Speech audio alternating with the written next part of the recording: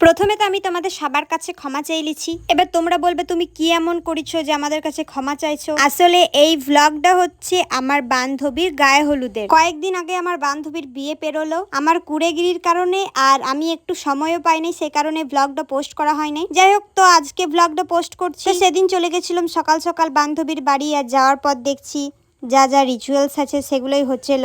ওই যে পাড়ার কাকিমা জেঠিমা গলা সবাই মিলে ওই বড়ি দেয় না, 7টা না কটা বড়ি দেয়, ওইগুলোই হচ্ছিল। আর এদিকে আমার বান্ধবী দেখছো কিরকম ভূতনির মতন বসে আছে, আমাকে সেই সকাল থেকে ফোন করছিল আয় আয় আয় আয় করে, আর নিজে ভূতনির মতন বসে আছে। আমি যাওয়ার পর বললাম যে আলতা পরবি, একটু শাড়ি পরে আয় সুন্দর করে, তারপর ফটো তুলবি। তো তখনই ও সাজতে মন হলো, মানে সাজে নাই যদিও বা, তখন ওই শাড়িটা পরলে বাস। আর ওইদিকে আলতা পরছিল, আর আমরা চলে এসেছিলাম খাবার খেতে। খাবার বলতে মুড়ি খেতে আর কি। এবার তোমরা বলবে যে তোমার যেখানে নেমন্তন্ন থাকে তুমি মুড়িও খেতে চলে যাও একবারে সকাল থেকে। কি করব বলো, আমাকে তো ওরকম করে নেমন্তন্ন করে, সেই কারণে মুড়ি খেতে যাই। আর দেখো, মোটুর যেমন সমোসা ছাড়া চলে না, ভীমের যেমন লাড্ডু ছাড়া চলে না, সেরকম আমারও সকালবেলায় মুড়ি না খেলে না আমারও ভালো লাগে না। মানে ভিডিও করতে বলো বা কোনো কিছু করতে এনার্জি লাগে না, তাই আমাকে মুড়ি খেতেই হবে। বহুত উল্টাপাল্টা বকি ফেলছি।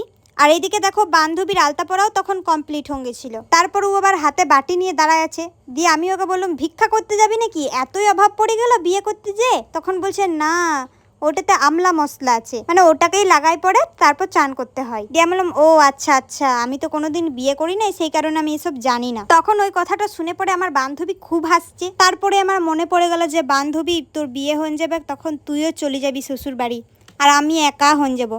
সেই জন্য অল্প দুঃখ করে নিলাম, মানে হালকা করে কেঁদে নিলাম আর কি। কান্না না ছাই, বিয়ে হয়ে যাবে তো জীবনটা শান্তি পাবে বাবা, নাহলে এমনিতে তো জ্বালাই মারতো। যাই হোক, তো তারপরে কি বলছিলাম যেন, হ্যাঁ, তারপরে তো আমি বান্ধবীকে বললাম ঠিক আছে তাহলে তুই যা চানটা করে আসগা। তখন ও আমাকে বলছে না আমি তো এখন চান করতে যাব না। আমি বললাম তাহলে তুই কখন চান করতে যাবি? বলছে দাঁড়া আগে আমাকে একটা ভিডিও কর দে, তারপরে আমি চান করতে যাবো। তো যাই হোক, বান্ধবীর বিয়ে হয়ে যাবে, এবার যদি এখন কথাগুলো আর না শুনি তাহলে তুই আমাকে একদম পুরা গাল দেবে মনে মনে। সেই কারণে বললাম ঠিক আছে তুই যতগুলো ভিডিও করবি কর না, আমি সব ভিডিও করে দেবো। যাই হোক, তারপরে কিন্তু বান্ধবী চান টান করে চলে এসেছিল, আর এদিকে আমি ওকে সুন্দর করে রেডি করার নিচ্ছি। তোমরা বলবে অবশ্যই যে ওকে কেমন লাগছে। জানি জোড়া ভুরুটোর জন্য কেমন লাগছে, কিন্তু আর তো ওটা জন্মগত, জোড়া ভুরুটু কাটে না কখনো। সেই কারণে ও আমাকে বলেছিল যে আমার জোড়া ভুরুটো রেখে আমাকে মেকআপ কর, তো সেই কারণে আমি ওর কথা মতন মেকআপ করেছিলাম। যাই হোক, তারপরে আমিও চলে এসেছিলাম ঘর। আমি রেডি হয়ে তারপর গেছি, ওকে রেডি করার পর আমি রেডি হয়ে যেতে যেতে অনেকটাই লেট হয়ে গেছিলো। তা করতে ওর খাওয়া দাওয়া কমপ্লিট হয়ে গেছিলো আমি যখন গিয়ে পৌঁছাই ওখানে। আর সেটাতেও বান্ধবীর রাগ হচ্ছিল, আর আমারও অনেক মন খারাপ হচ্ছিল যে শেষবার যে আইবুড়ো ভাতটা খাওয়াই সেটা আমি আর খাওয়াতে পারি নাই। যাই হোক, তো চলো বান্ধবীর বাড়ি যাওয়ার আগে কিছু ভালোবাসার মানুষদের মিষ্টি মিষ্টি কমেন্টগুলো পড়িলি। শিল্পী গড়াই কমেন্ট করেছে, আমি তোমার প্রতিটা ভিডিও দেখি, প্লিজ আমার নাম নিও। এই যে তোমার নামটা নিয়ে নিলাম। ঝুম্পা ঝুম্পা গড়াই কমেন্ট করেছে, আমি দেখলাম শেষ অবধি, খুব সুন্দর, ধন্যবাদ। আরিয়ান বাউরি কমেন্ট করেছে, আমি শীতলপুর থেকে, বলি তোমার ভিডিও আমার খুব ভালো লাগে, ধন্যবাদ।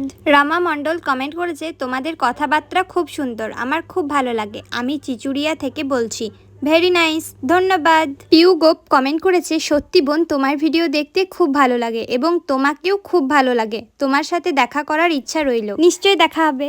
তোমাদের সবাইকে অনেক অনেক ধন্যবাদ আমার ভিডিওতে এত সুন্দর সুন্দর কমেন্ট করার জন্য। যাই হোক, তারপর বান্ধবীর বাড়ি গিয়ে দেখলাম যে বান্ধবীর খাওয়া দাওয়া তখন কমপ্লিট হয়ে গেছিল। সেই কারণে আমরা সবাই মিলে চলে এসেছিলাম আমাদের ফুটবল গ্রাউন্ডে, যেখানে ফটোশুট হচ্ছিল আর কি, মানে সবাই মিলে ফটোশুট করছিল, হলুদ কালারে সবাই শাড়ি পরেছিল দিয়ে পরে। যাই হোক, তারপর তো আমাদের প্রচন্ড খিদে লেগেছিল আর অনেক সময়ও হয়ে গেছিল, তাই আমরা আবার বান্ধবীদের ঘর চলে এসেছিলাম খাবার খাওয়ার জন্য।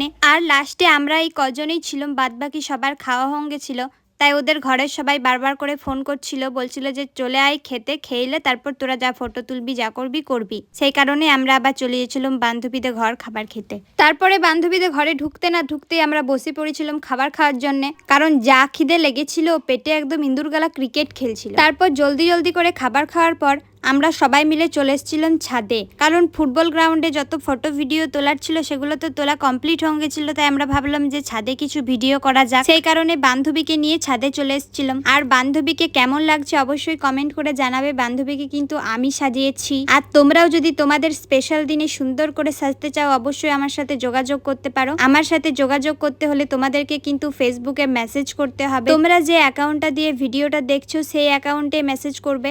বান্ধবীর গায়ে গায়ে হলুদ, বৃদ্ধি আর বিয়ে তিনটে লুকেই কিন্তু আমি করেছিলাম, মানে বান্ধবী আমার কাছে সেজেছিল। বান্ধবীর গায়ে হলুদের ভ্লগটা তো তোমরা দেখলেই। এবার বৃদ্ধি তারপর বিয়ে, ওই দুটো ভ্লগও পরপর করে আপলোড করব, তোমরা সবাই দেখবে। তো যাই হোক, চলো আজকের ভিডিওটা এখানেই শেষ করছি। তোমরা সবাই ভালো থেকো, সুস্থ থেকো, দেখা হচ্ছে নতুন কোনো ভ্লগের সাথে। আর কে কে ভিডিওটা শেষ পর্যন্ত দেখলে আর কে কোথা থেকে দেখছো অবশ্যই কমেন্ট করে জানাবে, তাহলে নেক্সট ভিডিওতে তোমাদের নামগুলো বলবো। তো চলো, টাটা।